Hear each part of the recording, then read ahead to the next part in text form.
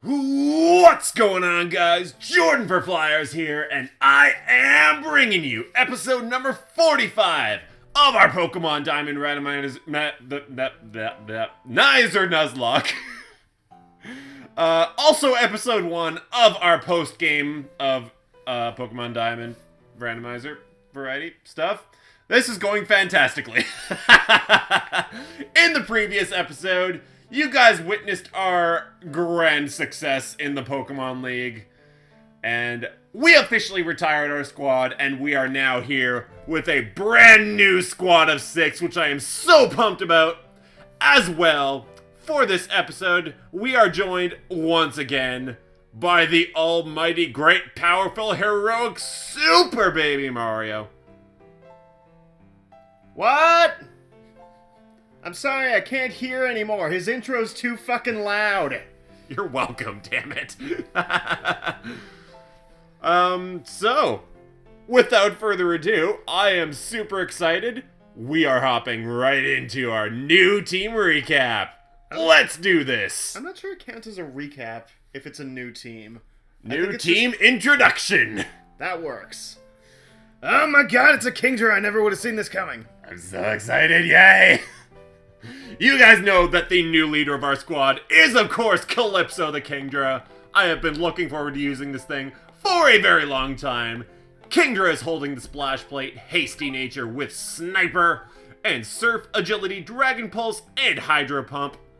I will also point out right now, before I recorded this episode, I did look through all of the TM-HM compatibility for my new squad, and I've taught 1 or 2 new things, so you'll see that as it comes. So, from Kingdra, I wanted to build around that, of course trying my best not to duplicate typings. There were 2 other things that I for sure wanted to add to my new squad. One of which is Sanders the Blaziken, the newly evolved Blaziken, because we caught it as a Combuskin in Victory Road. I wanted to add either Blaziken or Infernape to the squad because, I don't know, I wanted fire on my team and those were the best options I had. The reason I chose Blaziken over Infernape is because as an Infernape, it does not learn Flamethrower. It doesn't? It does not. It learns it as a Chimchar. So, Blaziken is the better option when it is a Blaziken.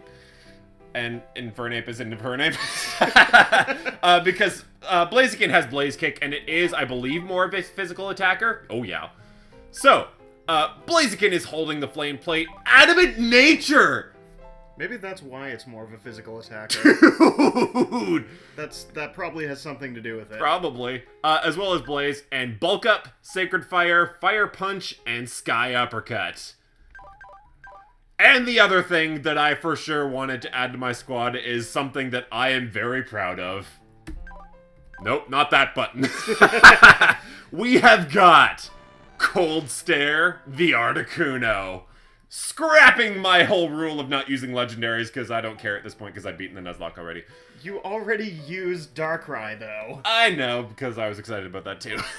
But Cold Stare, of course, we caught on Route 223, holding the Icicle Plate, Bold Nature with Pressure. Bold Nature is actually incredible. That's up defense, decrease attack. That's fantastic. I'm happy. Anyways, Ice Shard, Ice Beam, Fly, and Discharge. Unfortunately, it doesn't learn much in the way of flying moves, so Fly is really all I had. I kind of wish I had kept Air Slash, but oh well. Also, I like how you say that an attack decreasing nature is fantastic when you've got 2 physical moves on that thing. Okay, to be fair, what I just said about Fly is the thing. And Ice sense. Shard, it just doesn't learn anything else, and TMs weren't that compatible with it either. So, I was stuck. So, I realize this recap introduction is taking a while, but I don't care. Because this is really just an episode of working out the kinks of my new team, and I'm excited. So, from here, I didn't really know what the other 3 Pokemon team wanted to be. So, I turned to Erin, asked her to pick out at least one of the team members for me. And I had sorted out all of the Pokemon in my PC. There were 2 rows available, 12 Pokemon that were not duplicate typing, so that's what I wanted on my team. Aaron pointed at one in particular and said, "That one is really cute. I want it on your team." And I was like, well, I told her she could add something to my team, so I guess that's that. So, as much as I had resisted using this particular Pokemon, we are going with Godzilla the Tyranitar. Yeah, boy! Formerly a Larvitar that we caught over in, I believe this was our Pastoria City encounter. So yeah, we have a Tyranitar now. Yeah! Holding the Stone Plate, quirky nature with Sandstream. Sandstream's gonna be annoying as all hell, but... fair. As well as Crunch, Stone Edge, Rock Slide, and Earthquake, your typical Tyranitar moveset. Yeah. And then Aaron picked another one for me. Now, I did tell her that I wanted a normal type on my team because I had quite a few that I could use. She once again pointed at one in particular and said, "That one's cute. Use that." So, once again, by that logic, we are going with Pen the Munchlax. Beautiful. Why is it still a Munchlax? Because after all of the leveling up, it still did not evolve. And it needs high friendship. So now it is holding the Soothe Bell. I only just realized at level 60 I should probably give it the Soothe Bell. Good job. So I tried giving it one extra level to see if that would do it, and it didn't. So hopefully it will evolve in this episode. But Pen was captured... Where the hell was it captured? Route 221. I don't even remember that, to be honest. But Pen is holding the Soothe Bell, Hardy Nature with Pickup, and Body Slam, Metronome, Brick Break, and Rollout. And the final member of the team was narrowed down to two people. Two Pokemon, I guess it should be. That were not duplicate typings. I was left with Wurmple and Cherubi. I'm not using Wurmple. Good call. So... You used Beedrill. I know, and I'm done using... You used Beedrill. And it survived, damn it! Because you were too fucking scared to send it out against anything! It's true. So yeah, I'm done with the bug types for now, and we have gone with Daphne the now Cherim. Sadly, I didn't have a Meadow Plate, so continuing to break my plate rule. Cherim is holding the Miracle Seed. Bashful Nature with Flower Gift, and Leech Seed, Solar Beam, Magical Leaf, and of course, you cannot have a Cherim without Sunny Day. Really, though. So, literally all I'm going to be doing in this episode is, oh, I don't have Waterfall, don't I? Or does Calypso... No, you do. Okay. Oh, no, you don't. I don't think Calypso knew Waterfall. Nope. I'm gonna real quick teach that over Hydro Pump. Do you need Waterfall? Like, yes. Where are you trying to go? Route 224. You can't even get there without the National Dex, I don't think. And our plans have changed again. Apparently we're not doing Route 224. So, we're just gonna real quick go get Rotom. And, Can't get Rotom until the National Dex. Why? Because it's not in the Sinnoh Dex? Except in Platinum? But... why do you have to have the National Dex for this shit? God... Because there's a bunch of shit that needs the National Dex. And that, ladies and gentlemen, is when a grand discovery was made by me.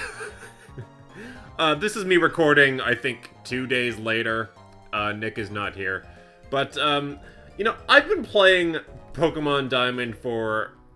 Jeez, this game has been out for 11 years now? Pretty well ever since it came out. I did not know that pretty well everything in the post-game relied on you having the National Dex. So, here's the thing. In order to get the National Dex in this game, you need to have filled all 150 spots in the Sinnoh Dex. In this case, I have 151 because Manaphy is sort of an extra, and I had seen a Manaphy. But by the end of the main playthrough of the Pokemon Diamond Randomizer Nuzlocke, I had seen 131 different kinds of Pokemon in the Sinnoh Dex. I was missing 20. which meant that I decided that the better way to go through it, and Nick greatly disagrees with this, I thought that the better way to go through it would be to just go back to all of the areas in the game and just encounter as many different things as I could. Because in my mind, like, this catch-em-all mode that had been in the randomizer, I thought that it would be so much more of a key thing that, like, I would be able to just find everything everywhere. Alas, after all of the encountering, Nick and I literally sat down for hours that night when we recorded the first half of this episode. We sat down for so long, and... Oh, sorry, I need to get Pelipper on my team because I need Waterfall. Or does my Kingdra have Waterfall? I'm not 100% sure. But Nick and I sat down for so long just getting encounters in every single possible place we could. We went to every route. We went in the grass. We went in caves. Wherever there was water, we did surfing encounters, we did good rod encounters, and we did old rod encounters. We got so many goddamn encounters that I honestly thought there would be no chance that I would be missing anything. Also, I've come to the decision that I am actually just going to teach Waterfall over Kingdra's Hydro Pump, because I want to be able to show off all 6 of my Pokemon in this episode. So, after all of the encountering that we did, we were still missing Chimchar, Ghastly, and Glameow, the 3 of which are in the Sinnoh Dex that we would need in order to get the national Dex and proceed with the postgame. And it became the argument for me where it started as me believing that I would be able to get every encounter that I possibly could that I would need for the Sinnoh Dex. It evolved from that to just being the principle of the thing where I didn't want to cheat and use action replay to get the remainder of the encounters that I needed. And boy, did I try and not get, I was trying as hard as I possibly could to not cheat, and unfortunately for me, maybe fortunately for this series, because I would never have found those 3. God damn it, I need Granbull too! I'll be right back. Okay, Daphne's in the PC. I will try and make sure to preview her next episode. But, yeah, I instead had to go and use action replay, and there is actually a code where you can just, I'm going the wrong way. But yeah, I went into action replay, and there's a code where you can actually just choose specific Pokemon to encounter in the wild. So that's what I did. Continuing to go the wrong way. Where am I going? I'm going up here, right? Yes, this is the way that I need to go. Okay, so, yeah, like, there are specific, like, 3-digit codes that you enter in yourself to, trigger the certain Pokemon that you want. And I did that for Chimchar, Glameow, and Ghastly, and that is how that came to be. Who the hell are you? Marley. I literally have no memory of this. It has been so freaking long since I've done post-game in Pokemon Diamond, so forgive me if I'm a little thrown off by this. But, yeah. After all the encountering and all the cheating, we finally now have the National Dex. And we're here, proceeding down Route 224. We are going to be able to get an encounter in Route 224 as well. So, I guess that's an upside, is we'll be able to get a new encounter as well as showing off our brand new team members. But we're starting things right away with a double battle with a Salamence. That's scary. We're level 59. That's actually not so bad, to be honest. But I've, it's gotten to the point where I've been playing this for so long and just, like, running from trainer battles that I've or like running from wild encounters of things that I've been trying to encounter that I've forgotten what the movesets on my team are. Dragon Pulse Dat Salamence. And it only uses agility. Thanks, Sceptile. Much appreciated. It's only just occurring to me, I really hope this Salamence doesn't, like, outrage me or something. It uses Fly. Ugh, thanks for wasting my time. Ow. This is actually probably gonna really hurt, to be honest. Ow. Jeez. And... stupid fog! Okay, and I'm really hoping this Stone Edge can one-shot the Salamence. It did just one-shot the Sceptile with his Fly, but, now that I have Sandstream up with Tyranitar, the fog is gone, so I am a little better off with the accuracy, and the Salamence is out of here. So, that's not exactly the debut that I wanted for Calypso, but we'll, give him another shot eventually. But we do have a Bayonet that is posing absolutely no threat to us. And now we have an Ariados doing the same. So, I guess we just Rock Slide now. It is 2v1 now, though. All she has is a Sceptile, which is frightening. I think I am just going to deal with the right side of the field first, though, so that it eventually gets to 2v1. So, hopefully this Stone Edge connects, which it does. This Ariados is destroyed. That's some diced spider right there. Okay. This person has one Pokemon left. So, yeah, I don't really remember what this route is like. Like, this little bit of Victory Road and then Route 224. It's been, again, such a long time since I've been over here. Absol. Absol doesn't get fighting moves, does it? I don't think it does. Does it? I might actually switch out just to be safe. Okay, and all this Absol showed was Sucker Punch, so I don't know, maybe it didn't. So, of course I do need to make mention to the fact that this episode is kind of late. I don't remember when the, finale of the main playthrough was uploaded. I think it was a couple weeks ago. The reason for that, the main reason anyhow, there is also the fact that the whole National Pokedex issue was a thing, but the main reason that this episode is a little late is because I went through a move at the end of February. I'm actually now living with Nick, and our respective gal friends are living with us as well, so it's a little household of 4, and it's, I guess, a slightly smaller space than you would want for 4 people, but honestly, it works for us, as far as we've had so far. Like, we're actually very content with what we've got.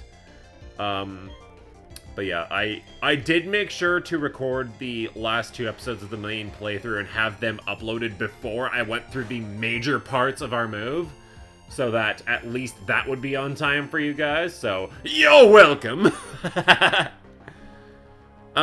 So, you know, why am I out of Fire Punches already? Oh, the thing used Grudge, didn't it? That'll probably be why. Okay. So, hopefully from here on in, I will have a somewhat consistent schedule of recording and uploading. I don't know. We'll have to see how it goes, because I am, as per usual, still busy with work and school. Life moves on with me outside of YouTube, and, I don't know. We'll see how it goes, but... You know, I am honestly very satisfied with how the main part of this series has gone. Like, pre-post game, I guess. I don't ever anticipate...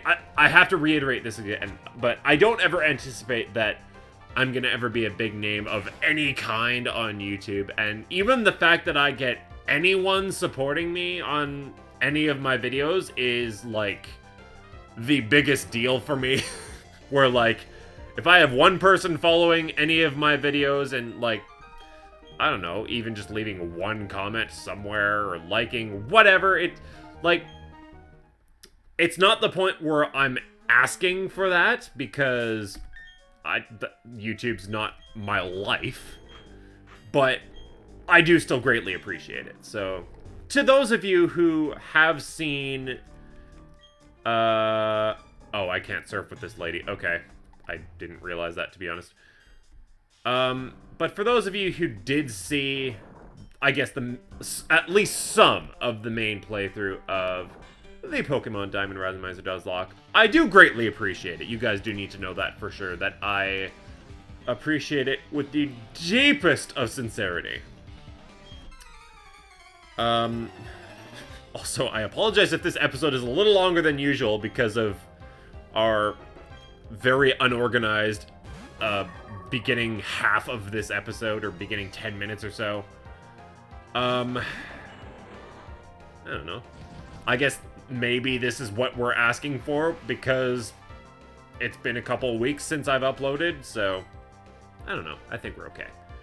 I think I will outspeed this Cloyster, and I should be able to just Stone Edge it to death. Maybe. Cloyster's very defensive, so I should have some doubts about this. The only reason that I'm leading with Godzilla is so that the fog is not an issue for me, and that Sandstream is there instead.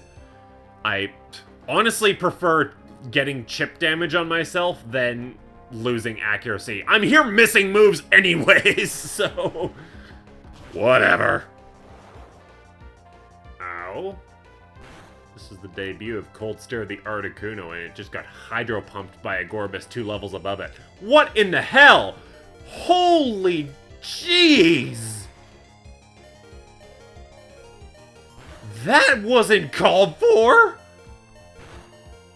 Okay, apparently Articuno's not the thing to use in this case. So, Sceptile, I would appreciate it if you would actually start targeting this Gorbis, because this thing is actually a major threat to me right now. Never mind, this Sceptile's about to die. This is a problem. This is a giant problem. I think I'm gonna switch out to Kingdra, because at least that resists these guys' attacks, or at least their water attacks. Okay, and thankfully the Sandstorm has done half of the work for me already on this Gorbis, so I'm hoping that this Dragon Pulse does the rest. It is gone! That side of the field is no longer a threat. Good. Jeez. That, for a Gorbis, that was kind of frightening. I don't honestly remember what, like, the levels of trainers are like this late in the game, or like in any of the post-game, so apparently well, honestly, for this game, like, for this part, I'm pretty okay with the amount of grinding that I've done. Like, my levels are pretty on par, and at least I'm getting healed by this girl that I'm traveling with. But still, this is kind of a yikes. But this Dragon Pulse should also get rid of this Cloyster. Cloyster is not known for its special defense. It's known much more for its physical defense, and it is gone. And we're left with we're left with but one Pokemon to take care of. And the Sandstorm continues to ouch. Sadly, I am still stuck in set mode, not switch mode, because double battles, but Octillery, I am just gonna switch. If for no other reason than because I want this Munchlax to evolve at some point soon. And, to have a better item than a freaking Soothe Bell. I am going to heal right now because this Octillery has Hyper Beam and that hurts. And this Body Slam should do it for this Octillery. And goodbye. Critical hit, Pen. That was so unnecessary. Thanks, Pen. Much appreciated. Why so much experience for an Octillery? Jeez. I guess, yeah, for this late in the game with as high levels as they are, it should be, like, 2000s now that I think about it. Hey, Repel, that's not allowed. I'm gonna spray you again. Because I want whatever this thing is. Oh, I'm gonna have to leave and come back in order for me to get both of these items, but I'll get this one for now, which is useless. Thanks. And another double battle. Hi! This cave has a lot more people in it than I had originally anticipated. I might actually just have to end the episode at the end of the cave part of this. Sadly. I'm very appreciative of the fact that I have someone traveling with me, because this would be horrendous if I didn't. Hi, Palkia. I'm not exactly leading with the right thing, but at least it gets rid of the fog. So there's that. But I am probably going to switch into, I guess Articuno? Oh god, this Palkia knows Ancient Power! Oh god, I should have seen that coming! Oh god, oh god, oh god, oh god, oh god, oh god. Okay, we are not using Articuno anymore! And now I'm fighting in Articuno. I am actually stupid.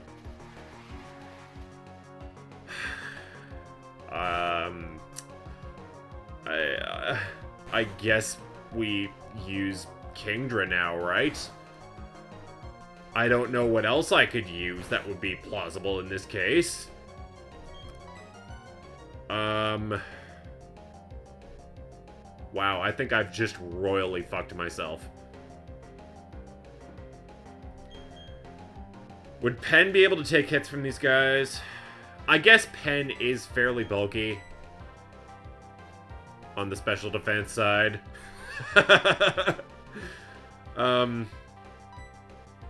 All the Articuno will know... Well, it knows Fly, but the only other physical move it knows is Ice Shard, so it should be fine. The Palkia will know, like, Spatial Rend, obviously Ancient Power. I'm wondering if it knows either Aqua Tail or, like, Aqua Ring or Hydro Pump. I don't know what water moves Palkia gets. I think I'm actually legitimately fucked right now, unless Pen can take hits.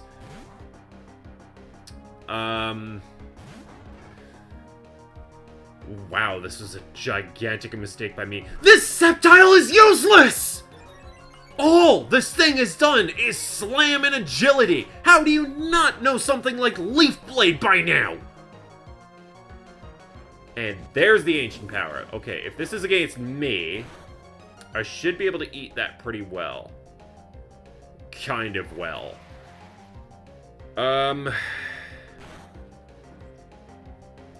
The Palkia is more of a threat than the Articuno, so I'm definitely aiming for this Palkia.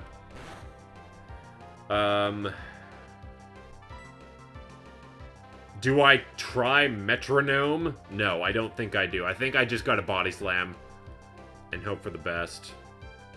That's literally all I can do. I could try rolling out the Articuno, but I don't think that would get me anywhere in the long run. I think I just need to try Body Slamming this thing. I don't know if I'm hoping for the Articuno to aim for me or the Sceptile, but if anything... Well, the Sceptile's gone now. I was gonna say, if anything, I hope it misses. The Sceptile is gone. This is a gigantic pickle that I have put myself in here. And, yeah, this Dragon Claw is probably just about to destroy Pen right now. Just about damn well did. I am really hoping this paralyzes right now. It did not. Okay. So I need to think right now in the sense that the Palkia is probably going to use Dragon Claw. The Articuno... I guess it'll just use Ice Beam, maybe? I feel that Blaziken would outspeed, maybe? If the Articuno clicks Fly right now, then I will switch out, but I think Blaziken's the one that I need to use now. In order to hopefully get out of this battle alive. The Ditto it does use Ice Beam, okay. Theoretically, I should be able to eat this. Again, not very well. And this Dragon Claw is about to hurt. It just... Why are you using Ancient Power? Okay. Please don't hurt too much. It hurt too much. Okay. At this point, I think I just need to let the Sandstorm kill the Palkia. So we'll be back when either I die or the Palkia dies by Sandstorm. Ow. That is a major ow. This has potential to one-shot me right now. Okay. I did survive that, but the thing is, if this Articuno lands its fly, that'll do most of the damage right there. And then whatever Palkia uses will just finish me off. I guess Godzilla now! Because I'm determined to use every single team member at this point. Why did I switch into Articuno in the beginning? Why did I give myself a Palkia Articuno duo against myself? Why am I that stupid? Heal block. Okay, that is probably the best thing this thing could have used. And this thing knows Ancient Power, Dragon Claw, Spatial Rend, and Heal block. So it does not know water moves. Now, I am now going to use Rock Slide. It will finish off the Palkia as long as it connects. And hopefully with it being quad effective and all, the Articuno will go down as well. Ice Shard will not hurt. And do I outspeed? No, I don't. But I think I should be able to live this Dragon Claw. Godzilla. Good. And the Rock Slide does connect on both of them. So the Articuno... The Artidino... I don't know. The Ditto does go down. And the Palkia avoids the attack. That's annoying. Well, every one of my team members got experience from that Articuno. Except for... Who did I not use? I think I didn't use Kingdra there. The Sandstorm will finish off the Palkia next turn, so... even with there being a potential Solar Beam coming from this thing, I think I am just going to heal and let the Sandstorm finish this Palkia off. So, like, even if this Cherrim uses Magical Leaf right now, that should be okay. Because the Sandstorm is absolutely going to finish off this Palkia, and then I will... Why? Literally, why?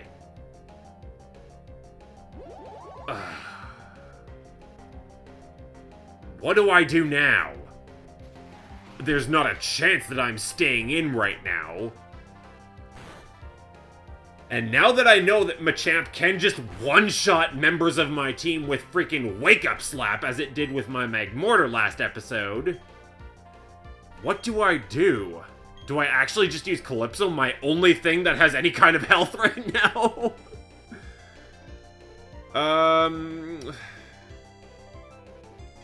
I think my move right now is to go into Calypso, and as long as this turn doesn't really hurt me, I think I'm going to heal Articuno.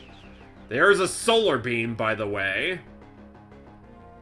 I'm gonna heal Articuno, and then... Oh. Please don't just one-shot me.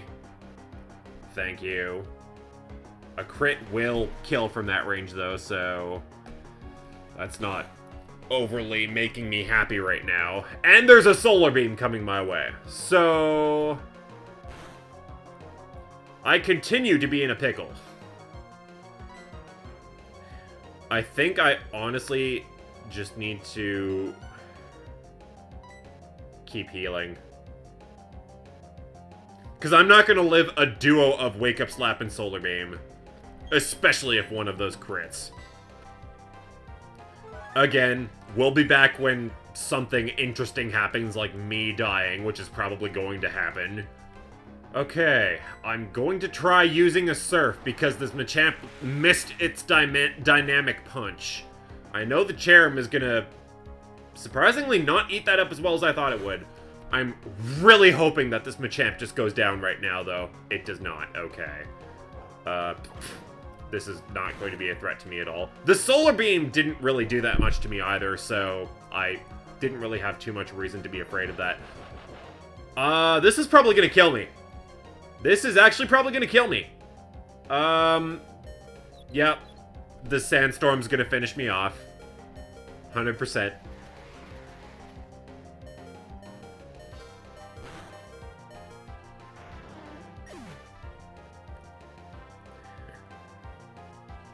I have been so hyped up for about 15 episodes now. Ever since I got that Seadra. To finally use a Kingdra. As soon as I use a fucking Kingdra, it is killed.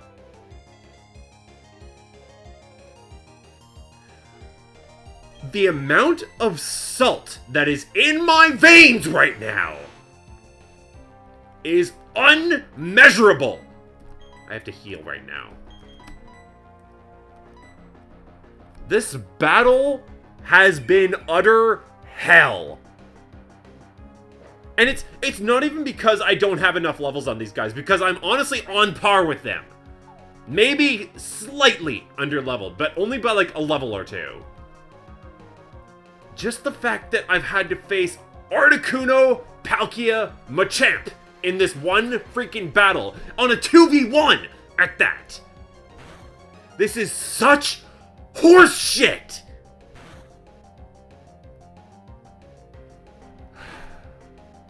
Well, hopefully I can at least get out of this battle with only one casualty, maybe?